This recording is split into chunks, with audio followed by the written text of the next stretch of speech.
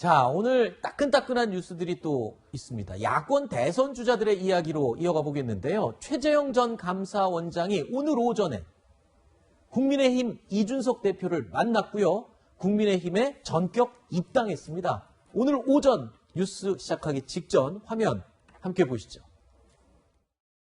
제가 정치를 시작하겠다고 마음먹은 이상 정치권 밖에서 비판적인 시각으로 바라보는 것보다는 정당에 들어가서 함께 정치를 변화시키는 주체가 되어야 된다는 것이 바른 생각이라고 판단을 했습니다.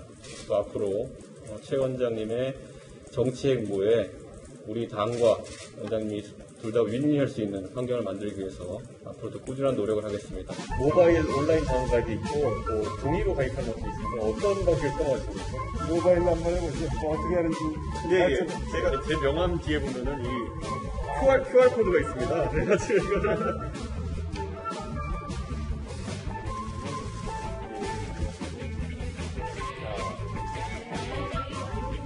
입당 신청이 완료되었습니다. 오늘 이렇게 당원이 되신 걸 축하드립니다.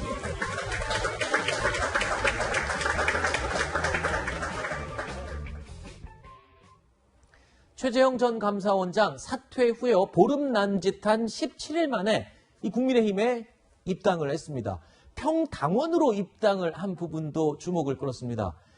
교수님, 결국에는 이 꽃가마를 타고 화려하게 들어가기보다는 자, 입지 전적의 그 안에 수많은 인물들과 공정하게 그냥 똑같은 입장에서 겨루겠다. 그만큼 자신감이 있다는 건가요? 그런 의미로 보여지고요. 그래요? 최재형 원장 입장에서는 입당을 할 수밖에 없었던 상황이 좀 있었던 것 같아요. 이게 무슨 말이냐면 네. 윤석열 전 총장과는 상황이 좀 달라요. 무슨 말이냐. 윤석열 전 총장은 아주 오래전부터 지지율이 계속 받쳐주고 있는 상황이거든요. 그러니까 그렇죠. 본인이 입당을 그렇죠. 안 해도 충분히 외부의 세력을 규합해서 본인이 대선 후보로서 경쟁을 할 수 있는 구조가 돼 있는 상황이에요. 물론 이 지지율은 언제 어떻게 될지 모릅니다만 네. 최재형 원장은 지금 출마하겠다고 의사 밝힌 지도 얼마 안 됐고, 그 다음에 조직과 세력도 없어요. 지지율도 사실은 윤 전 총장이면 상당히 낮은 상황입니다, 지금. 네. 그러면 이 짧은 기간 안에, 대선이 얼마 안 남았잖아요. 짧은 기간 안에 본인이 유력한 대권으로 뜨기 위해서는 정당에 들어가서 정당의 지지와 지원을 받을 필요가 있다는 거죠. 네. 제가 볼 때는 최재형 원장이 지금 판단한 것은 윤 전 총장에 비해서 다른 지금 국민의힘 내부에 있는 후보들이 별로 힘을 못 받고 있잖아요. 네. 그 틈새 시장을 본인이 차지하겠다는 의도라고 저는 보여지거든요. 그래서 최재형 전 원장과 윤석열 전 총장이 대립각으로 만들어서 국민의힘 내부에서 지지를 끌어모아서 윤 전 총장과의 대결 구도로 단일화를 가겠다는 의도가 있었다. 네. 결국은 전략적으로 본인이 빠른 시간 안에 대선으로 뜨기 위해서는 입당이라는 카드가 본인한테 유리하게 작용했다. 이렇게 볼 수 있을 것 같습니다. 지금 윤 전 총장에 비해서 인지도나 지지율이 현재의 좀 낮은 상태라고 언급을 해주셨는데 사실 이 최재형 전 원장은요, 이 일반인들에게 각인이 됐던 그 시기가 있었죠. 월성 원전 조기 폐쇄와 관련해서 현 정부와 각을 세웠었던 그 시기입니다. 그리고 결국 지난달 28일 감사원장직에서 물러났습니다. 지난해 10월과 지난달 모습 함께 보시죠. 이렇게 감사장이 심한 감사는 제가 재임한 동안에 처음 있는 겁니다. 자료 삭제는 물론이고 와서 사실대로 얘기 안 합니다. 감사원장 임기를 끝까지 마치지 못한 점에 대해서는 국민 여러분과 임명권자 그리고 감사원 구성원 여러분께 송구스럽게 생각합니다. 저는 저에 대한 국민 여러분의 기대와 우려를 잘 알고 있습니다. 감사원장 직을 내려놓고 우리 대한민국의 앞날을 위해 제가 어떤 역할을 해야 되는지에 대해서 자, 최 전 원장이 현 정부와 각을 세우면서 이 존재감이 좀 부각이 확 됐던 건 사실입니다. 그런데 지금 일각에서는요, 물론 여권 측에서의 비난입니다만 이 사임한 지, 자리에서 물러난 지 불과 보름 조금 넘어서 다시 이 정치 출마를 한다는 거는 자, 이게 정치 중립 의무를 위반한 거 아니냐. 윤 전 총장을 향해서 했던 그 비난과 아주 같은 논리인 것 같습니다만. 자, 그러면 뭐 정치를 한다는 전제하에 네. 앞으로 한 달 뒤에 입당하면 그 논란이 없어지나요?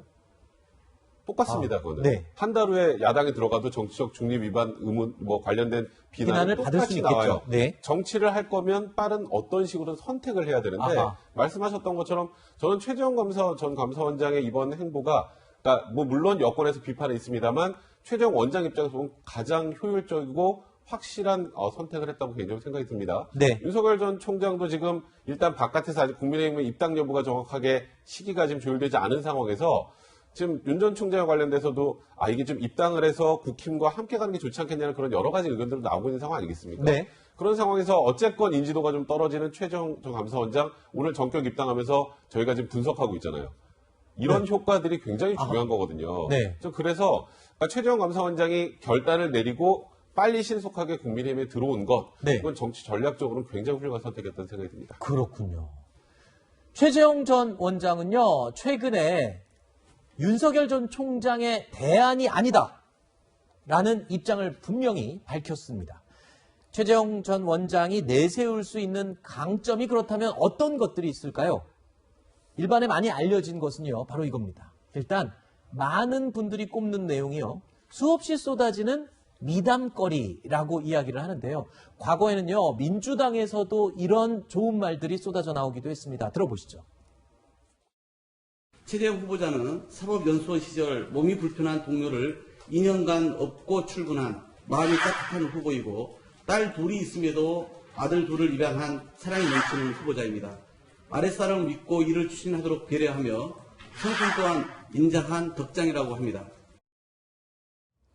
전 변호사님, 지금 최 전 원장이 대선 출마 선언문 작성에 들어갔다는 언론 보도도 지금 나와 있거든요. 그런데 저렇게 이 미담 제조기라는 이야기가 나올 만큼 과거의 이 선행들, 그리고 그 품격, 인품을 알 수 있는 이런 얘기들이 많이 더 나오면 글쎄요, 지금 낮은 좀 지지율이나 인지도가 확 올라가는데 도움이 될까요? 도움이 확실히 될 것 같아요. 그래요? 네거티브가 없다는 거는 대선 주자로서의 가장 큰 강점이라고 보고요.